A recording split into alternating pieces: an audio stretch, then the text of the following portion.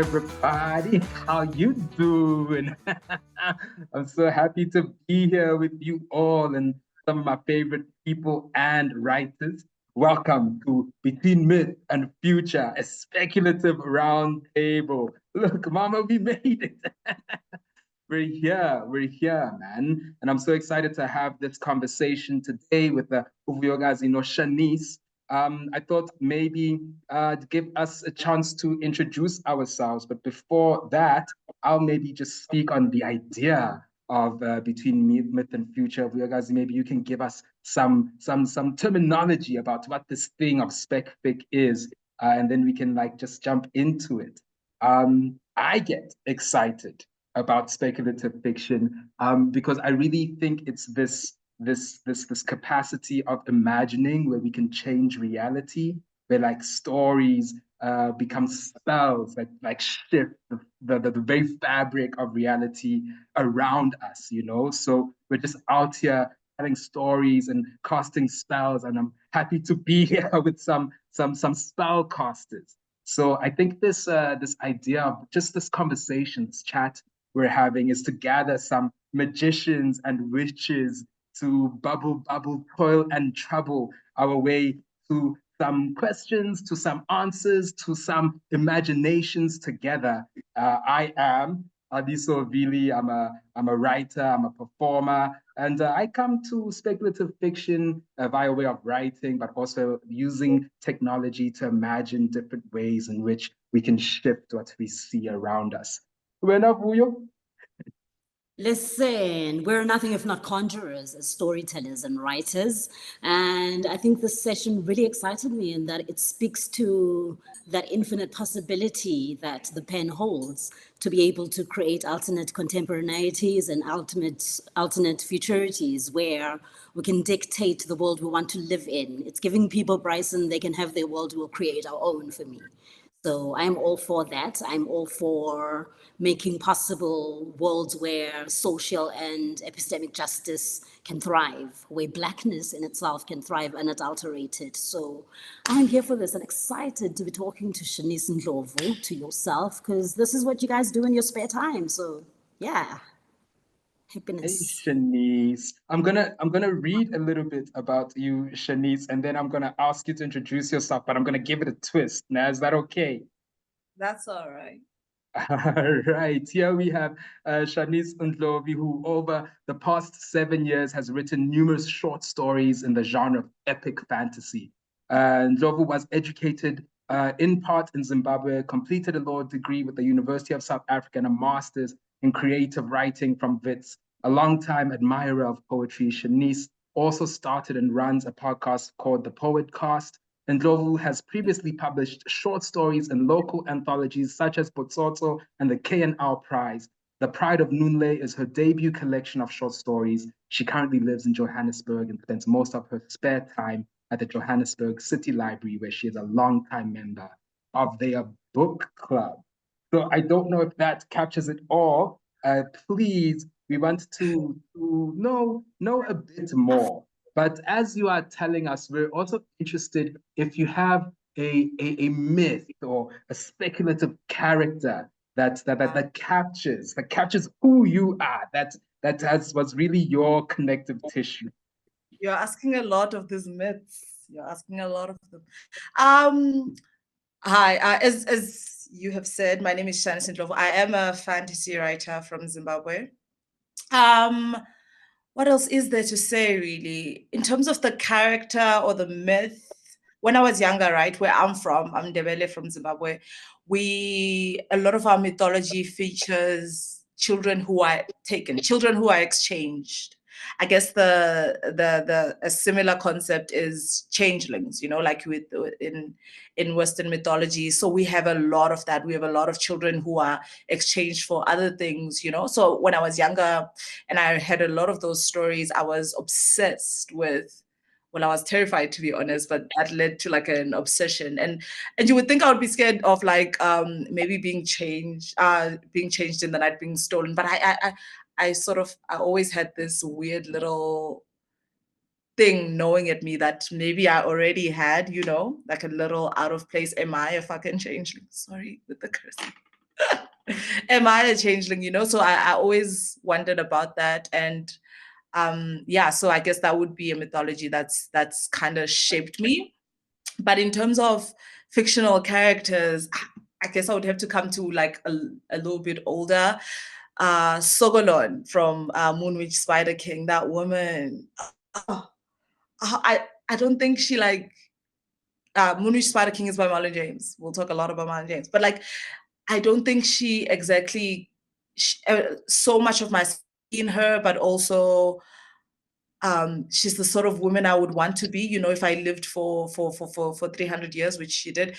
And like she's the sort of woman I would imagine myself to be, like from the first page. So yeah, Sogolon, Monish Spider King, and a Ndebele version of the Changeling from when I was younger. Don't you have a piece of writing the changelings? Or I just remember that from your social media. I have changelings everywhere. I have them. Of course I do. Of course I do. It's even my email address. But yeah, I've always wondered about that. Would the child know that they were exchanged? What would that feel like for them? This thing that is other that was put in the bed of the child who was taken away. Would you know that you were not whatever it is that you are being raised to be? How would you deal with that? I write a lot of that. Which one for you? Oh, listen, I want to say Pepper Ann. I don't know if you guys used to watch Pepper Ann, but like we're not talking about that right now. So I'm very obsessed with transhumanism right now and really, really love to imagine myself as a transhuman who has been deployed by the Intergalactic Justice League to come fix things in Africa. Because, hey, if given the limitations of the human body, what else is yet possible if we were to tweak the body with a bit of technology? And I would be amazing, just by the way. If anybody's looking for somebody for that type of job, I'll lose a limb or two to do that job. But yeah, that's how I think of myself in the service of story, like a human that has been slightly augmented with special abilities that can help them achieve whatever greater altruistic cause.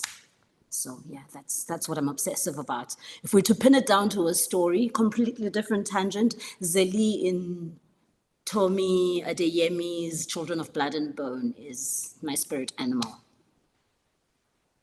That's where I'm at. The victory of the underdog story, This person who was ostracized, who goes on to not only like fully inhabit their abilities, but also to change the course of history and achieve social justice. I think I'm just obsessed with social justice themes. So yeah. It makes me wonder what kind of did you ever watch Heroes? Like it had Sila and no, it was an interesting show where people got powers based on their personality. So it makes me wonder what kind of alterations, what kind of powers would you have? No, I haven't. Listen, the list, the TBR and the things to watch grows with each day, with each conversation. So definitely checking out Heroes.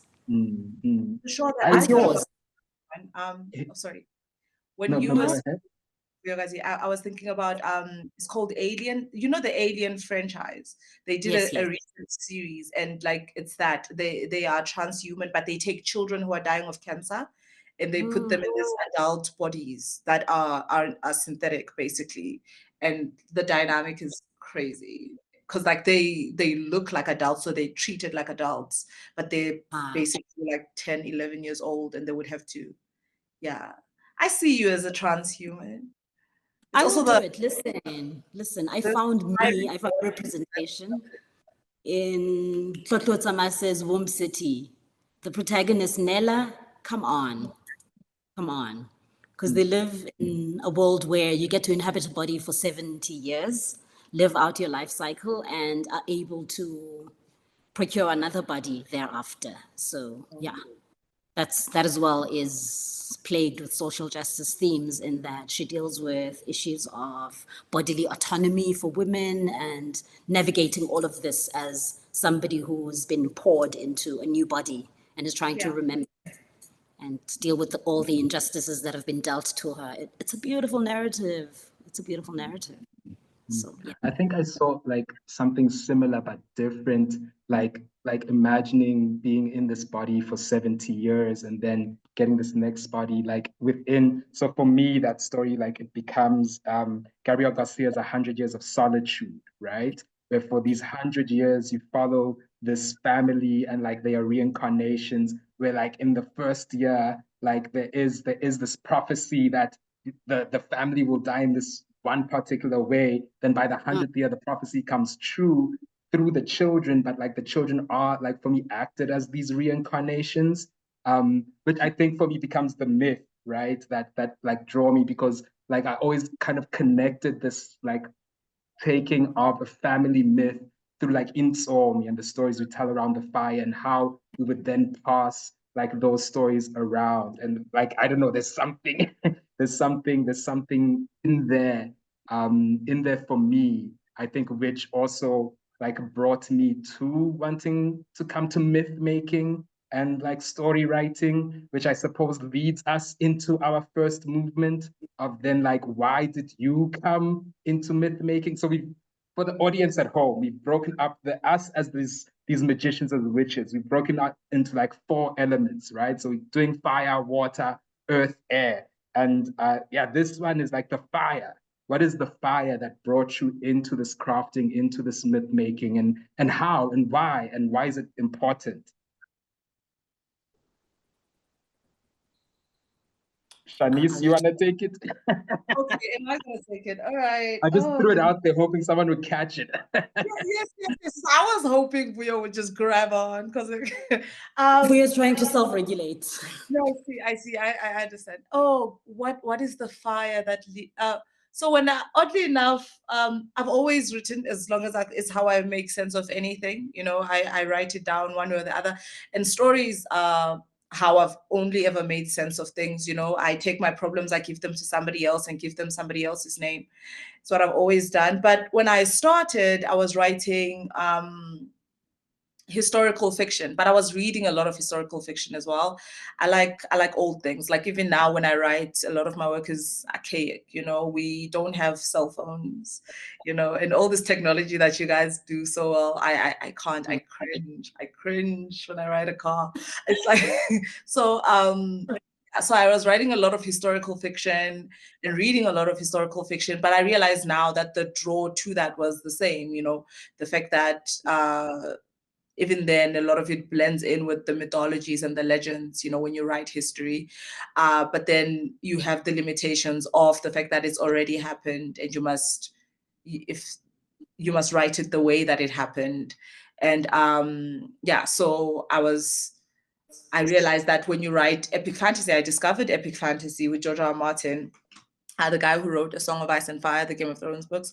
And I read him and he changed my life. And I realized that I could literally decide what the history is. I could be the one who determines, you know, who dies when and who doesn't, and whether or not they get to come back. And yeah, but I don't really remember a time when I wasn't making sense of myself or thinking by writing things down. It's just something I've always done. I think it links in interestingly with, I was reading somewhere just about your act of world building and being able to craft a world, and then kind of linked it to like these changelings and this othering that like happens. There's a lot of like Masiti in I wrote this down in the Walking Fish, or even in of Omo, and more in the Walking Fish. There's like this othering of the protagonist as well. They're moving in these different worlds, how the world is shifting. Like, is there a connection in then building fantasy, creating new history, and then world building and crafting? You know, I say create your own history, right? Because it's the easiest way to explain it. But I guess we didn't sit here to do the easy thing or go for the easy explanation. But I don't, that's not how it feels, you know. And you guys will tell me how it feels for you, but like it doesn't feel like you're creating to me now that I have a better understanding of it. I realize that it's sort of like, and many other writers have said this before me, but it's like finding, you know, it's a thing that's already there, and you get, and the thing that you are granted as an artist, whether you're a painter or whatever, is the access, right? Which does tie into the changeling, as you say, the wondering if you are of somewhere else, then maybe that would explain why you are able to see so much of it, why you are able to, you know, every time you close your eyes and you dream, like all these worlds bombard you and you must put them somewhere. And so you write these stories. So yeah, it feels, when you talk about the world building, the thing that I feel I am responsible for is how I will bring it across, right? So that's why maybe I have the duty to read better writers than me, to go study and whatever, so I can be a better vessel for whatever it is that I have been granted access to, right? But the creation itself, I don't know if it's, and I know how I sound, but I don't know if it's something that I can exactly take credit for, you know? It's, yeah, it's just, it feels, at least to me, like this is the access that I have been granted. And now I have the responsibility to do it justice when I put it down to the page. Of course, there'll be aspects of it that is impacted and influenced by the people around me and the things around me. But for the most part, yeah, it does feel like I don't build this world, I put words to it, you know, but it's not something that I'm entirely responsible for. I hear you. It sounds like modesty, but it also makes a lot of sense. I'm not a modest person. Oh, you guys know, I'm really not. I have met you, girl. No, really. But yeah, it's like, it's, no, I'm not, it's, I do still feel like, at least for now, I have taken the responsibility upon myself to do the, you know, you have been given the access, now you have the responsibility to do it justice. So much so that if somebody who has been granted the same access as you, they put the word, they try to put down the world that they've seen, maybe they just don't have the words for it, you know? So it's, I do take I do take credit for that, the how of it, how it looks down, not the what of it. Yeah, no, I hear you. I hear you. I think I get caught between looking at it as being a vessel for what needs to be transmitted, and exactly what you're saying, that you have access to these worlds. You travel in your sleep, you travel in your visions, you get messages through audience, and you now have the responsibility of taking the reader along with you and being as vivid as possible in your descriptions of those worlds, and creating access to people who are not necessarily attuned to that, who do relate to that reality. And there's also, I think I have an obsession, as you do, with historical revisionism, where I look at the other possibilities of what could have happened, where you will get a historical event and a date attached to it, but also trouble the archive, like where you look for the gaps as to what is not told that possibly did happen, in that it is indisputable because it's not in the archive. So proposing alternate narratives that somehow fit in with what we have been told is the official story. So yeah, it's those things. What happened in 1991 when Mandela was released? What really happened? I'll ask, and I'll propose something completely different to what is the official story. And yeah, I think there's so much fun there in just looking at historical fact and asking, yeah, but what if this also could have happened? Because then we I start reordering the way we look at reality. yeah, I like the connections of historical fiction with like historical revisionism, because like I then jump into, I think for me the first understanding of history comes from like Inzomi, right? Which, as much as they are folk tales, they like also hold these bits of history. So then like for me, arriving in the present, I begin to like kind of unfold these folk tales to find the history, and then like in the present like begin to craft and create new folk tales then for like this future, right? So like for me, I don't think in revising history in that way is that we are changing anything, except for maybe like rather crafting what we want to walk into like in the future, right? I've been I've been engaging with the the folk tales we are now, like we tell in family, right? There's like the story of how my father was struck by lightning. I've never heard my father tell that story, but I've heard it so many times, right? Or like how my name when I was a child, like Benigum Chingo, which means flute, because I used to cry a lot, but now we revise it and say, it makes sense that you are a poet. And so we start to craft these myths like in family gatherings and together, right? To kind of then build a family Bible that we can almost look back on, like, and be like, yeah, this is where we come from, and this is kind of why we're here, maybe, I think, for me.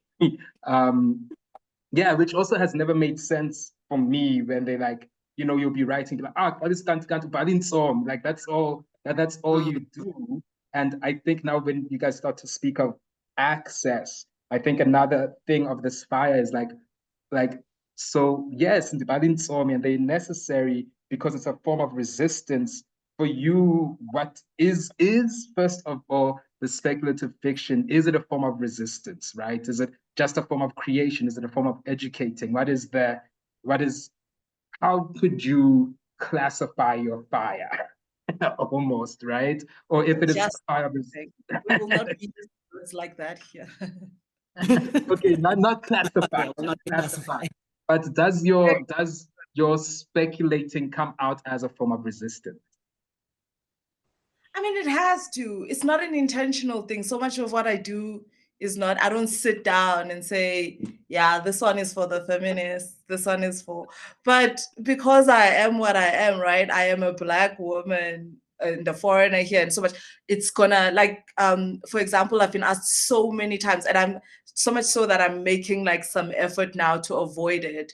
I've been asked so many times, how come so many of my stories have these people who are running, And I realized, especially in the Pride and Only, I'm like, everyone's going somewhere or having arrived from somewhere. And I'm like, oh, it's all that immigration, like it's because I'm a foreigner. I've been foreign in a lot of places my whole life. And so that sort of shows in the work. And so in terms of the resistance itself, I am a feminist, I am, I fight for all people that I consider my people every day that I live. Like every day that I wake up is a fight. But like it's obviously that will show in the work, you don't mean to, like, but you will bleed onto the page. And because I am a person who resists, the work will resist in the same way, but it's not an intentional thing. I don't sit there and say, yeah, this one is gonna do the things and whatever, but I trust that it will. I know by now that it will. And so of course, and like, is there greater resistance than spec fic? My goodness, how will people know what the world could be if we don't show it to them? Like, it's, how will they know what to fight for if we don't show it to them? Look at it. It's, yeah, cool. Amako. Like, I love it. I love it. Because there's a sense of dreaming the collective dream, right? Of wanting a better world, not only for yourself and your immediate familiars, but like what the world could be for us. And I keep on revolutionizing what this us means for us. I think that happened for me when somebody asked, who are you loving with your writing? Because then resistance itself transformed into an act of love, an act of service to your many selves embodied in everyone that you meet, that you identify with. So my answer for that was, I write for all the others, myself being, primary amongst those, like trickling all the way down to izangoma, to undiagnosed neurodivergence, to the women, the children, and everyone else that we are, the Blacks, hey, the queers, everyone else that fits under the banner of the others, and trying to contend with the sense of being a fugitive in one's own skin and wanting to take back ownership of our stories and of our identities, wanting to reimagine our identities beyond the confines of what the colonial archive tells us we are. So I think it's definitely an act of resistance in that you're creating counter narratives to many, many years of repression, many, many years of othering and imposed definitions of who we are. So very much an act of reclamation. And I think that's the biggest resistance that to start taking ownership of dictating your story, like everything from reordering your past to dictating where it's going in the future. So, I know, Mzabalazo.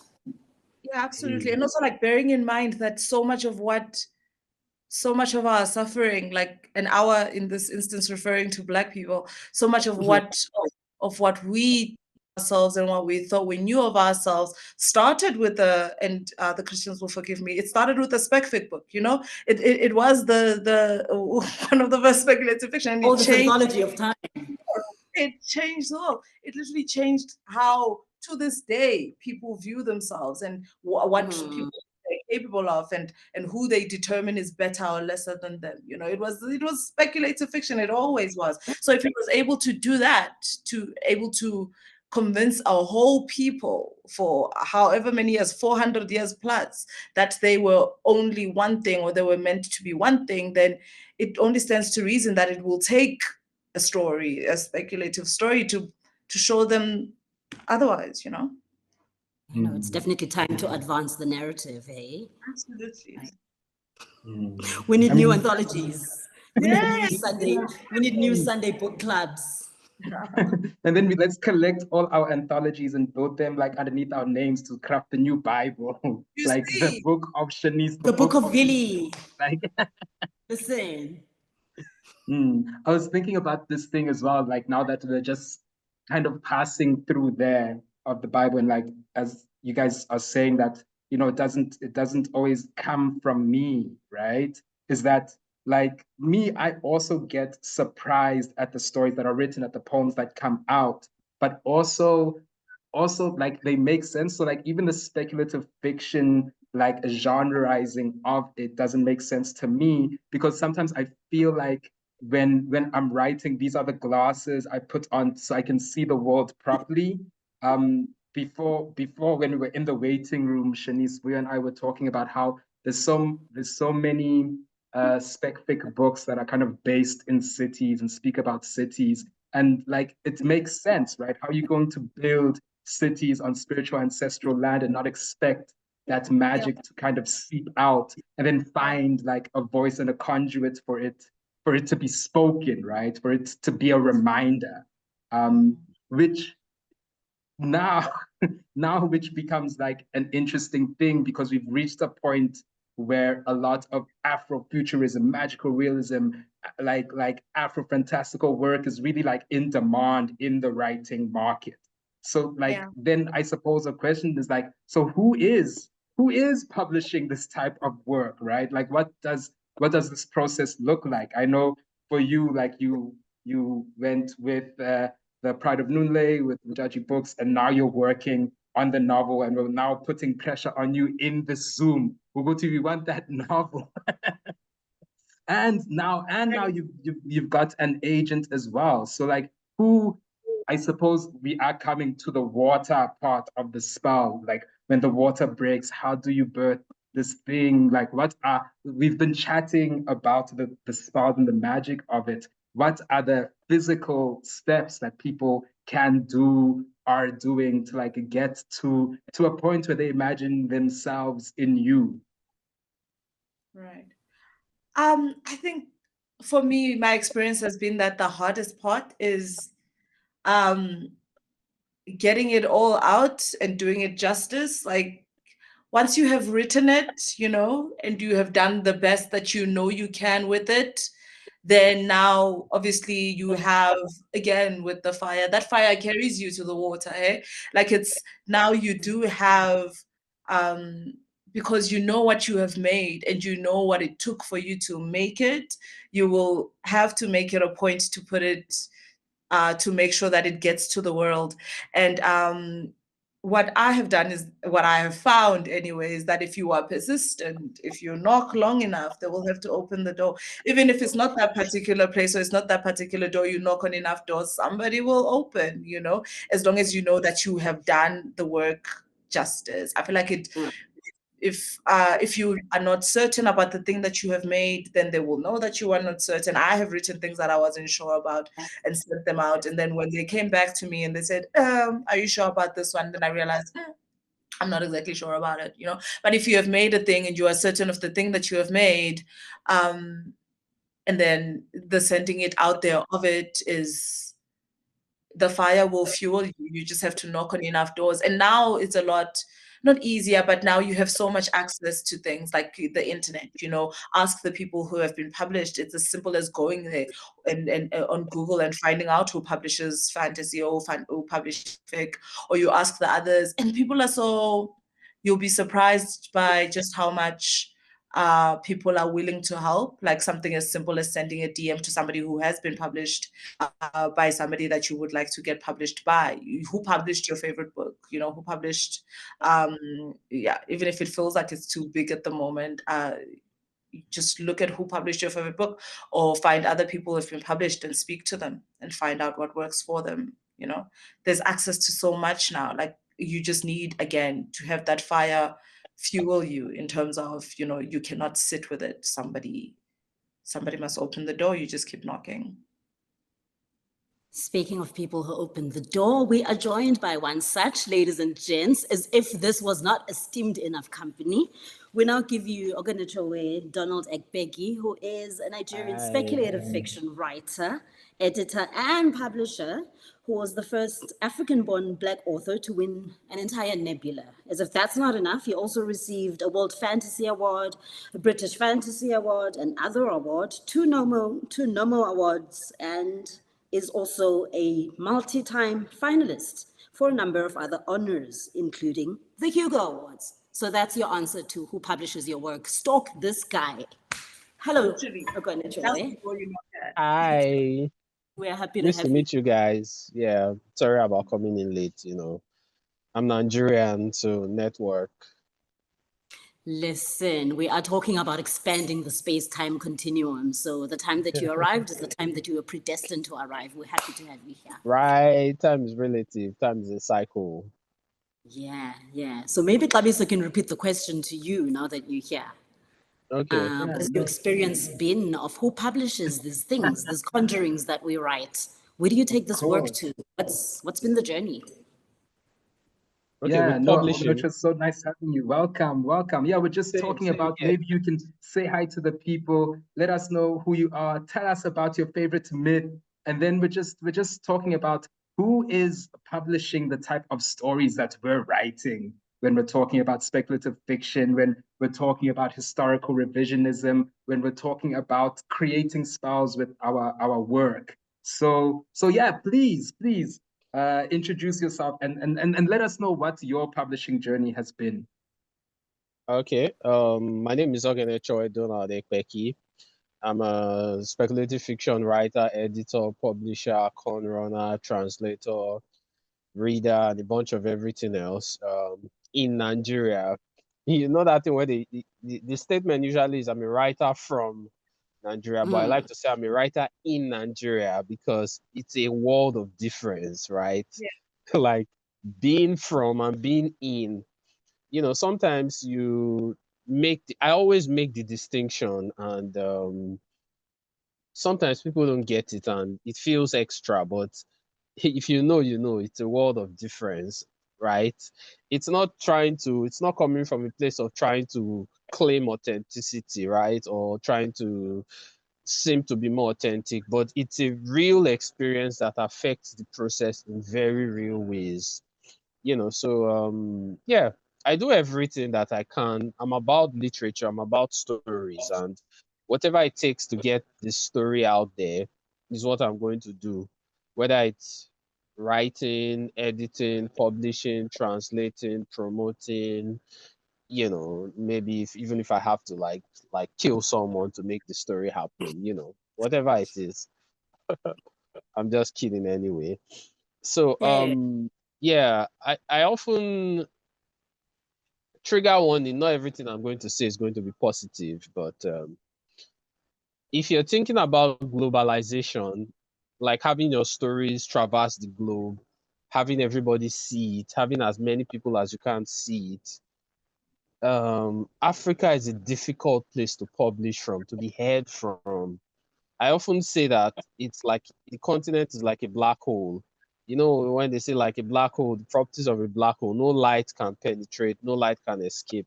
It's very hard to be heard globally, especially in the West from here. If you're publishing, it's like nobody's seeing you, nobody's hearing you. It takes extra to promote yourself. It takes extra to get paid, right? You need to have PayPal. You need to have like a number of systems that don't work. PayPal doesn't work in Nigeria. You know, there's currency conversion, right? You're paying people in a currency that's much higher than yours, right? So yeah, I'll start by mentioning something.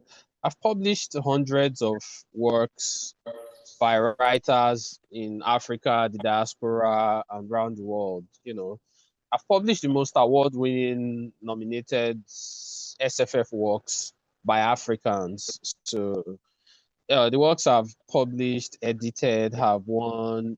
I mean, like maybe nearly all the speculative fiction awards, the major ones anyway. So I'm very busy and I haven't been doing this for a long time.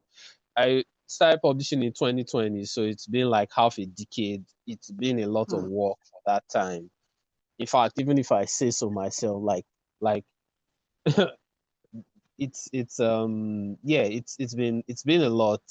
It's been harrowing, it's been backbreaking, it's involved, wars. I mean that literally. I've had to fight with systems. I've had to fight with, immigration, publishing. It's been tough, right? Payment systems, VPN, currencies. Yeah, so sometimes, yeah, you can't be on certain platforms if your IP address is on the continent. I kid you not. Yeah, I had that with a number of publishers. I'm trying to remember their name. The major Amazon. I had that with Amazon, right? Yeah, that struggle. Yeah, they're very discriminatory. The big publishers, right? Yeah, IP addresses. They just wake up and they say they feel like based on your location, you're a scammer or something, and they just throw your books off their platform and they keep your money. They don't give you your money back. They keep so like even if you're a scammer, your money is fine with them, you know, which is yeah, so it's yeah, it's been difficult. It's difficult. The global structures are not friendly to us, right? We're talking about IP address, where you're from. We're talking about currency. If I'm paying somebody in the UK and in the US, it's a ton of money. And I'm earning from Nigeria, and the Nigerian Yeah. economy is like terrible, right? So it's a lot more money for me than, yeah, it's currency, IP address, payment systems, Yeah. um, Travel visa issues, I think you mentioned. yes, immigration, language barriers, right? Because if you're writing for somebody in a different location, if you're writing for a Nigerian in a different location, there's a shift. There's a sort of code switch you need to make because stories carry culture, stories carry location, right? Yeah. If I'm writing in Nigeria and I'm thinking of things that are in Nigeria with me every day, even if it's in my subconscious. If I'm right, unless I go out of my way to create something else. But my default thinking is in my culture, right? Which is expressed in my language. For example, if I want to use the metaphor as tall as a tree, I'm going to go with Iroko tree because that's what's around me, right? But if somebody Yeah. else has a different kind of tree there, it's a different image that comes to their mind. So when I say Iroko tree, and for them, maybe it's a banana tree, there's a disconnect, right? So you have to think about all these things. Yeah, so it's there's a lot of difficulties, a lot of nuance. Yeah. yes, Okay. challenges, but it's also Shanice, interesting and it's rewarding, you know, it's fun, it's great, and it's definitely worth it. So yeah, thanks for that's sharing. that's Yeah. yeah. Shanice, I'm wondering, as a writer of Zimbabwean origins based in South Africa and yet speaking to the world, what is what does that look like for you in terms of how do you attune your voice to the global audience while still retaining your authenticity and I carrying all don't. your intersecting identities? I definitely uh yeah, I write mopane trees, which are the trees that grow where I'm from. You know, I've always I've always kind of, but also it does warrant some mentioning that I've always known that I wanted to write, you know, that I was going to be a writer, but I also expected it to be lucrative, you know, which is silly because it's your livelihood, you know. You're supposed to be able to make a living off of it. But yeah, as you said, Donald, can I call you Donald? I don't Yeah, want yeah, to. sure, definitely. uh as you said, Donald, I didn't it is fulfilling, you know, to be able to have a thing that you are called to and be able to do it, you know, even though you are gonna suffer. So I do write it's epic fantasy, so a lot of it, the trees are what I say again, if you have read any of my work. But when I have written speculative fiction outside of the epic fantasy realm, I write mostly about where I grew up, which is my village back home in Zimbabwe, when I write it as I remember it. And I suppose it does help that at least here in the South African market, because I'm Nguni, a lot of us Nguni people share a lot of similarities. And but otherwise, even with my work that has been published overseas, I still write it with the voice that I have. I think it would be a bit of a betrayal to myself, or at least to those who have provided me with story, to try and alter it to fit a certain voice. You know, if it's a thing that has come up even recently with somebody that I know, where they tried to translate like a common Zulu phrase, you know, into English. And then like a lot of that is the first consideration, which is something we spoke about earlier, is who do you have in mind who are you loving with your writing? You know, who do you have in mind when you sit down to write? If the concern and the idea is to appeal to a global stage, you know, so that when I write something in Ndebele, somebody in America must translate for them. Nah, Ndebele is not a new language, you know. It's so if you want to find out what it means and you don't get it from the context, then so be it. Then you are not who I am loving with my writing. But my first consideration is always, you know, who do I have in mind when I write? Who are the people that I write for? And yeah, when it gets to the world, if and when it gets to the world, and it's not for them, and then that's just the way of it. The people that I am loving with my writing will be loved in my loving. And what's funny is I recently wrote a thing for Munich, Germany, and that is literally the most Ndebele thing I've ever written. I'm like, the one thing that I've been able to get so far, like in Europe, is the characters, like the main character is named Tunalami, right, which means my grave, and like they speak Ndebele to each other, and I'm like, this is going to be interesting, like, but this is the story, the most Ndebele story I've ever written is the story that has gone the furthest. It's yeah. I was Joe, sorry. Sorry? I'm just, something that Shanice just said reminded me of how rooted your stories are in Nigeria and yet projecting towards a tech savvy and futuristic version thereof. I'm thinking of Destiny Delayed and the concept of, what is it? Is it the Bank of Destiny that has hired Yeah, your protagonist Chinedu, who yeah, works, yeah, who is a yeah, broker for destinies, where people sell yeah. their destinies in exchange for Oh, that sounds so loans. cool. You guys are doing amazing things. Like, listen, I could sit here and brag about what each one of you is doing to each one of you, really. So I wanted to speak to that. What are the concessions we make in conjuring these alternate realities, these futurities that are yet rooted very much in an Africa, that the Africa that we imagine, but also stemming from the Africa that we currently live in with all its problems. Babis, I'll throw it at you as well. What do you do with your poetry in that you project a lot towards the future and towards the worlds behind, or the worlds rather, behind the veil?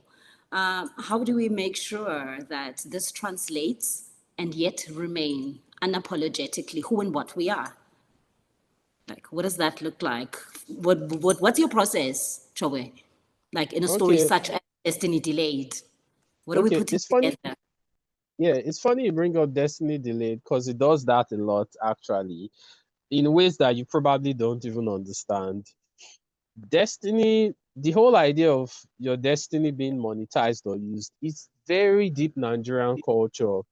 Like before you have like a long conversation, you will hear it come up like they've used your destiny. They've It's something that comes up a lot. It's something we say like, it's a spiritual thing, like where they use people's like future potential and they like seize it, right? Yeah. It's a very Nigerian thing. So, but it's said within the spiritual context or paradigm. So as artists, as especially science fiction writers, right? Science fiction is supposed to predict the future, it's supposed to create other visions. So it makes you sort of a time traveler, or you're like a walker between planes.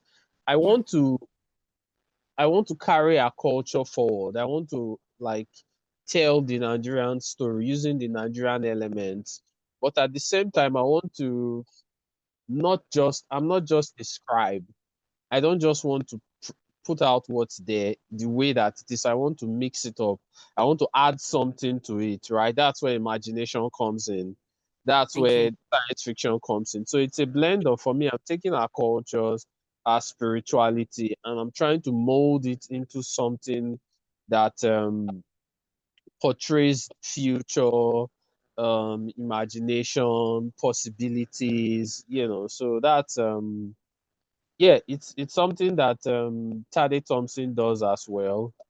With Story Rosewater.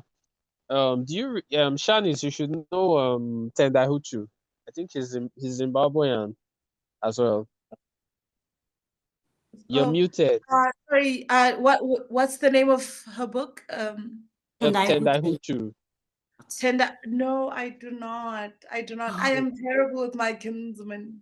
Yeah, he wrote Hairdresser of Harare, which is not Oh, yes, I speculative. do know that book. I haven't read it though, but yes, I do know it. Mm. Yeah, he Oh, writes a that's lot of science fiction now. He's really great. good. So, Is it? Oh no, that's yeah. great. Tender. Yeah, so I try to take bits and I try to take our stories, our culture, and rework it into something, because you're not just supposed to just paint or put it out exactly as it is. In my yeah. opinion, anyway, you have to add. That's where being an artist comes in. That's where being an artisan comes in. You have to recreate it with your imagination and project it with something else. So I try to my work usually flows between spirituality and science, past and future, and yeah. So my work is not really futuristic or just past. It's more of yeah. So that's Projecting forward. Love it. yeah, Love yeah. Yeah. I think I enthusiastically and fully concurred. Xabiso, in this creation of, in this reimagining of family laws, what do we keep and what do we discard in going forward? What's your approach in your poetry? I'm very curious because you yeah. reference I a think lot of spirituality, but yeah. very much from a contemporary position, projecting Right. towards the future. Right, right. I think like what immediately comes to mind, there's a project I worked on with poets Modisa Sahote, Belita Andre, and Nomashenge Dlamini a while back, right? Where we kind of looked at different origin stories from across Africa. And then we took those and then wrote like a 10-minute script called Kwasuka Sukela. So in the beginning, which was also, it was a, what do you call it? Something that came after Kosi as well. And then we animated that, and then we turned into a projection mapping, and it's gonna be shown at Wits Planetarium now in October. And so like what that was as well, taking all these old Insomi and folk tales, then reimagining them for our present, and then realizing how already Masiti Umutisa speaks of how in the beginning there was darkness, and then the darkness formed its mouth and then said Yor, and then that created the universe, the Yor being similar to Om, but also then speaking to how that Yor sparked like sparked light, which is a big bang, and how the big bang is related to the vibrational elements of the universe. Like it becomes really interesting for me, Oguti. Already the stories, if you really go into them, like to the past, they already hold like all these scientific cosmologies already that Africa had, right? And then like we showcase that in Paris the first time, and already these Parisians who speak French are coming out crying because there's like a relation that they feel, even though they don't understand everything that's being said, because we didn't necessarily write it for Paris, right? We wrote it to hold that story. And then also always making sure that that story comes back home.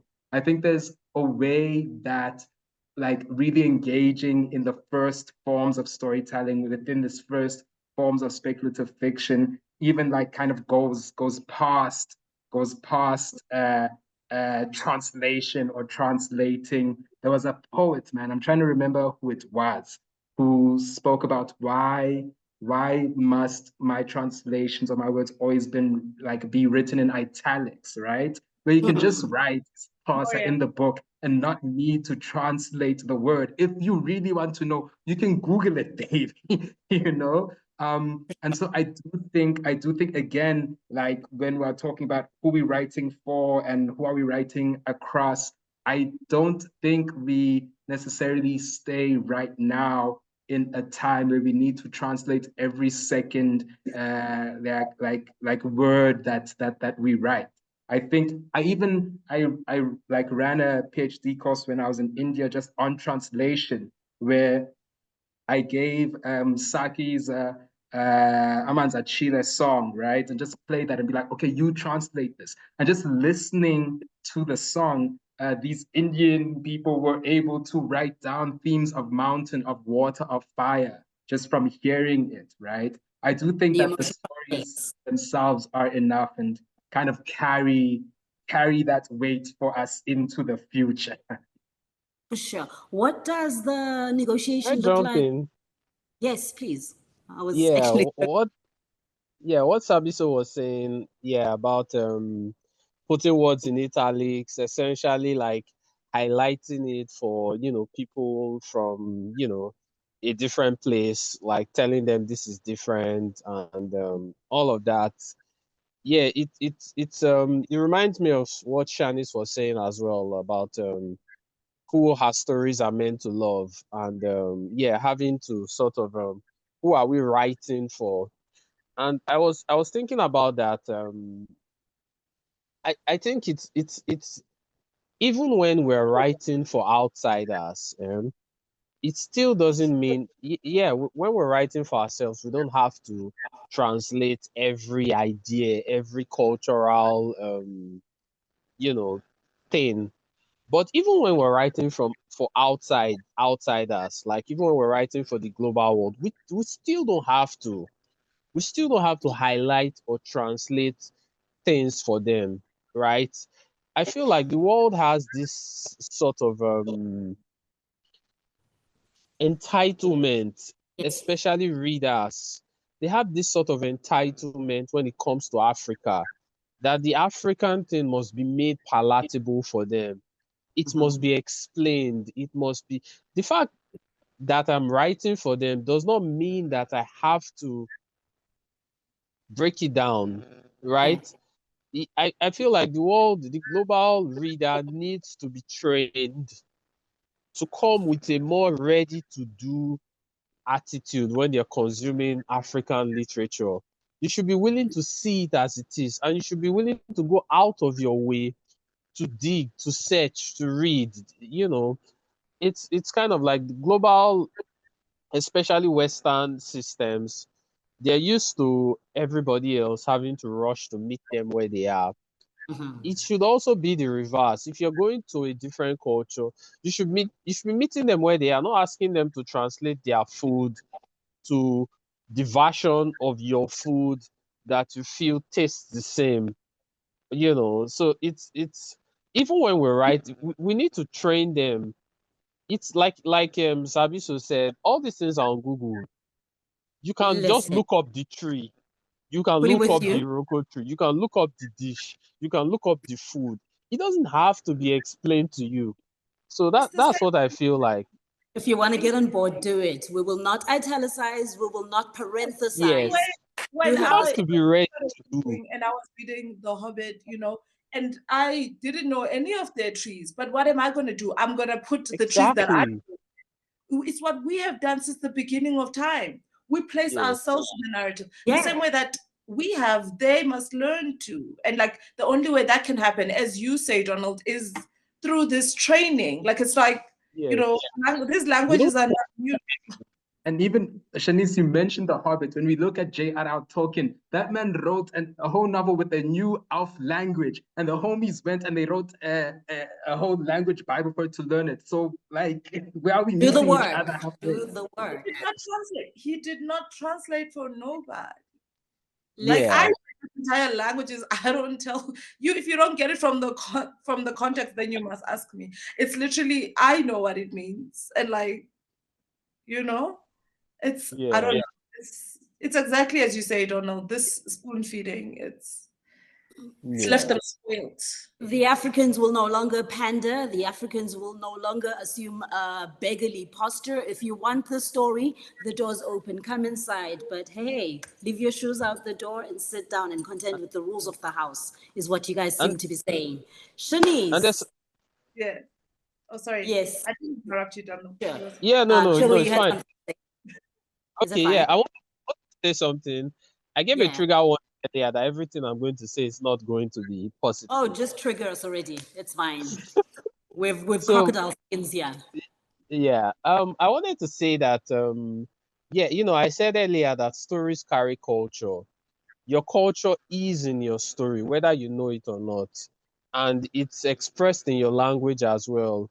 The way that your metaphors, your so much of your culture, of who you are, it's in your story, even in a subconscious way. So, and where you are, your culture shifts Yeah. depending on where you are. Culture is time based because it interacts with the environment. For example, if you take Black people in Africa and you put them in the US or in other places, they become African diasporans. Their Yeah. culture is now different. It's African and something else, Mm. right? It starts to imbibe the things that are in that place, the location. The trees they will now use will switch. The food they will use will switch. The Sure. manner of the way in which people behave is going to change. Their understanding of people, of nature, of animals, of everything else changes based on where they are. So their stories are also going to change. Sure. So And there if is you, yeah, transformation, right? Seem to be saying in geopolitical exactly. nuance influencing what the writing looks like, yet still Yes, being rooted in blackness.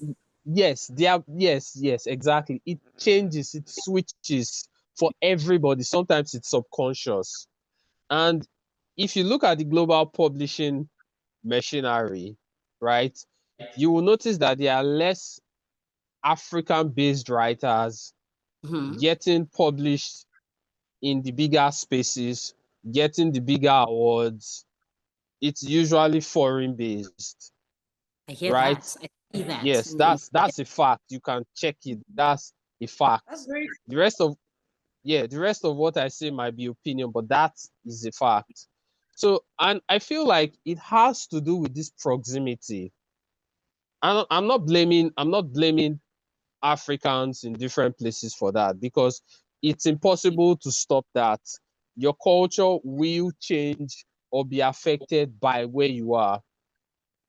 as well as your language, as well as your stories. So but I feel like the West tends to, because of that need to reach for the comfortable, to not want to be spoon fed, it tends to more easily reach for what is familiar, which is what's closer, proximity, so As well, definitely. yeah, that's why you find out that most of the more writers who do MFAs are getting into more spaces, apart from the geopolitics of it, right? Apart from proximity, apart from economics, there's also that angle. There's also a subtle level of I don't want to use the word assimilation because that's negative. That might be it's more of the familiarity. The onus is on the West, right? In terms of editors, publishers, agents, readers, the whole machinery. I feel like it's something that writers should be more aware of. We should be more aware of the terrain, of how it operates, right? And this is a thing. So I feel like, yeah, being aware of all these things will help us to better understand the systems and the way that they work. I definitely, the more we talk about these things as well, I think the more we conscientize ourselves as a Yeah. collective, what the challenges are, and collectively look for solutions. Shanice, what is the collective dream that you dream for us as these budding African writers, as these voices determined to tell these stories rooted in our continents and yet hoping to reach the world? What's the No, dream like? What do you foresee for us? the world that I dream is the world that has been dreamt before by better writers than me. Toni Morrison spoke about this. The wisdom of that woman, like, should be studied. But she spoke about this when she was asked like a question about whether or not, and again, I'm going to paraphrase her to death, but forgive me. But when she was asked about writing white characters or including white people in the narrative and whatever, and she spoke about how for so long, like, so much of the world, what we consider to be the center is the West, and I get it, that's where the money comes from, that's where but what happens when we center ourselves, right? So my dream is that one. It's the one where we are writing not with the goal of the world, it going to the world, but the world coming to us, if it wants to, even if it doesn't, we'll be all right. I think that is my dream for us, where we write with each other in mind, each other being African folk, and whatever. And then the world, and I have found, at least that's been my experience so far, which is, I guess, limited, but like, I have found that if you are doing that with the level of honesty that it is owed, that the world will come to you. It does. It does come to you, and you get to have that happen with the knowledge that you did not compromise anything. So the collective dream is one where we write our stories with all the truth that we can manage, and for each other, and for whoever we consider our people to be, and and have the world come here where we are the center, in our own Center narrative. of the fringe, you seem to be Where saying. we are the center of our own narrative. So there you have it. The revolution looks like us centering the fringe as opposed to always reaching and asking to be included. Let's drag them all to the edge. Thank you very much. We have come, sadly, to what seems to be the end of this, yet also realizing that these conversations are timeless, that they continue forever and ever. I wish to end this by asking you for a recommendation of at least 5 titles that you feel anybody trying to come to terms with this genre should definitely read. Anyone who wants to go first? Chove, Kabiso, Shanice, Okay, I'll give my yeah. recommendations last. Okay.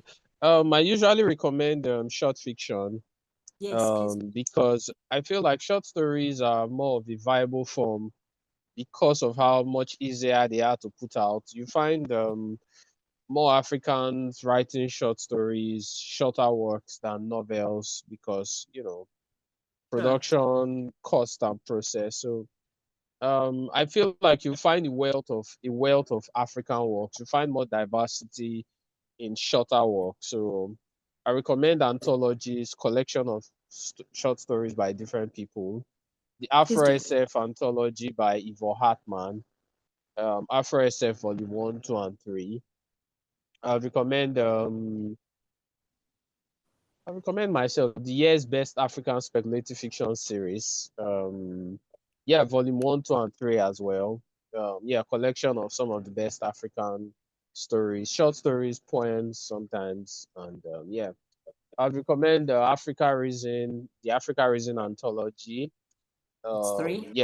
Yeah, by Sherry, Rennie Thomas, myself, and Zelda Knight. I'd recommend Dark Matter by Sherry. Dark Matter Volume 1, A New Era of Speculative Fiction. No, that's Dark Matter Volume 1, yeah, by Sherry And what's Rennie Sherry's last name Thomas. again? Sherry Rennie Thomas.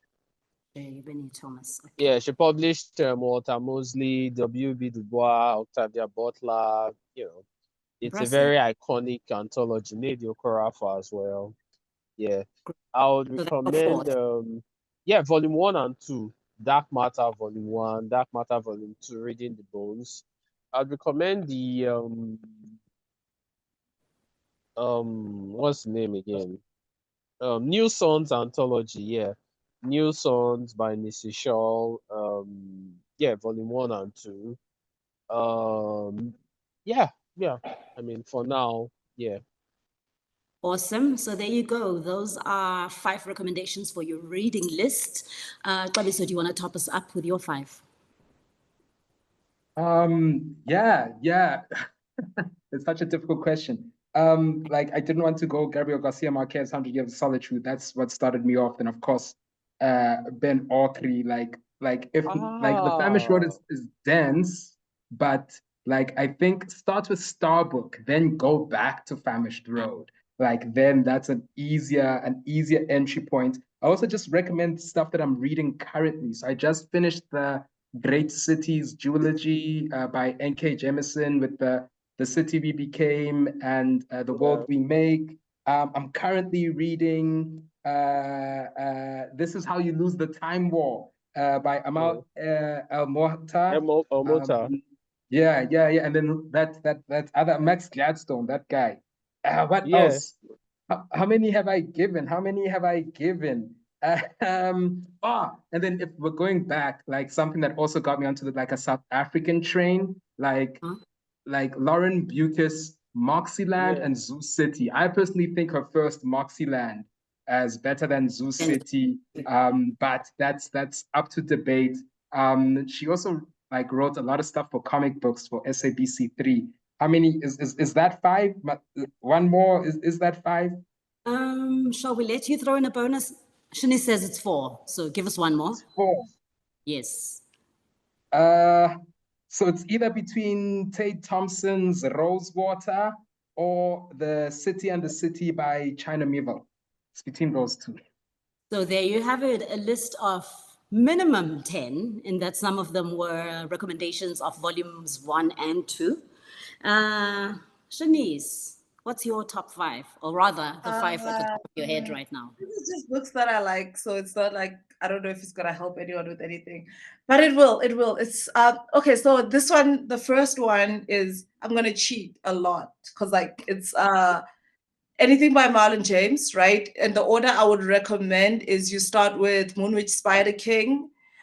Black Leopard Red Wolf changed my life, but that's me. And just basically anything by Marlon James. He does things with language that I have never seen anyone do ever. And yeah, but his all his work is spec fic, but his fantasy is other. It's completely other. So Moonwitch Spider King, Black Leopard Red Wolf, just anything by Marlon James that counts as one. And a book I recently read that I really, really like, that I really liked. It's The Fisherman by Chigozie Obioma. Obioma. Ah, Yeah. ah, Nigerian. yes. Beautiful, beautiful work. And he writes, my favorite kind of writers are people who write everyday folk and make them do, like, you take ordinary people and give them these extraordinary lives that are still, anyway, he magnifies the small in a way that is other. Beautiful, beautiful book. And if you haven't already, for whatever reason, I feel like everyone should read Beloved by Toni Morrison. Like, I don't understand why you wouldn't have, like yeah. Yes. That's 3, yeah? Okay, so 4. Okay, I have to pick now because I've written a whole bunch of things. The Left Hand of Darkness by Ursula Le Guin. The Left Hand of Darkness. Yes. Okay. Yes. The Left Hand of Darkness by Ursula Le Guin. She's also other in terms of what she makes people do. This was written, I think it was published in the 70s, but like she is reimagining gender even then in a way that is shocking now. And yeah, anyway, she's ridiculous. She's amazing. Okay, so I have one more. Okay, so the last one is a 2-parter in that it's 2 separate books. The Gospel of Loki by Joanne M. Harris and A Dance of Dragons by George R. R. Martin. So yeah. A Dance of Dragons is what got me started. Well, the whole A Song of Ice and Fire series is what got me started on fantasy, but A Dance of Dragons is the best of the bunch. You need to read all the others to get that one. So yeah, A Song of Ice and Fire and The Gospel of Loki. Thank you, Shanice. Okay, before we close out for you guys, we need your 5, and then I will run us down today. Then you'll say thank you to the sponsors, I suppose, because we have to do what we have to do. Awesomeness. Yeah, we'll confine it to the first recommendation I think Chove had made for me was Dill Mandilla's The Terminal Move. Amazing, amazing, amazing. We have Tochi Onyebuchi's Beasts Made of Night, which I really recommend for lovers of YA fantasy, really. Like, that book really stole my heart. Tlotlo Tamasa's Womb City, like, where has a Southern African woman ever, is all I'm saying. Like, if you don't get with that, then you clearly have no idea what is possible within the southern tip of the continent, and I pity you, dear friend. Yoko Ogawa's The Memory Police, beautiful, beautiful classic that I really hold to heart. Christine Aziz's The Olive Readers, and Chitra Banerjee Devakaruni's The Mistress of Spices. Again, speaking to what we were saying, that we read from other cultures that reference things that we know nothing about, but because you fall in love with the writing, you go ahead and do the research. That's why that exists on that list. Thank you very much. Handing over to Uqaluso Vili to close us off. Word. All right. Thank you. Thank you so much, friends. Thank you, Choe. Thank you, Shanice. Ubuyo will give a proper thank you to you. And also thank you to the people that make this possible. I'm just here to say, guys, thank you for coming through to Between Myth and Future, a speculative roundtable. We had our opening invocation where we found out who we were, a little bit about our speculative characters and myths. We had our fire, why we imagine our resistance, the people that we are. Shanice reminding us that she is a woman, thus the work is already naturally resisting. We spoke about water, about breaking in, about book deals and how those work and how you can break in. But then even Choe joined us. Thank you so much for joining us, where we started moving into earth, the anchors and the audience, and writing authentically. And do we write to cater to market, or do we write for ourselves? And there is a little bit of a market that's out there looking for these stories, but we need to write our trees into the earth to grow those roots so that we can grow and come to fruit. And then finally, we moved into air, the spells for tomorrow, what we imagine coming to the future, and just some recommendations of books that we can read that will help us bring tomorrow into. So that is what we have gone through. So thank you for joining us. You can find our dear panelists on social media. We'll give them a chance to say where they can be found, what they're working on, and then I think Vuyokazi, you can take us away. So let's start with Shanice. Where can we find you? what you're working on, then Choa, where we can find you, what you're working on, and then Vuyokazi, you say goodbye. I get excited and I forgot to give a structure. That's my writing. You can find me on Instagram. I'm Shanice Aliyah Snow. And what am I working on? I am currently at odds, as I have been for a while now, with the novel. But this is the final of the final drafts. I keep saying that, but this is the last of it. This is the last of it. I think we have seen enough of each other. But yes, we are putting to bed a big book. Yay.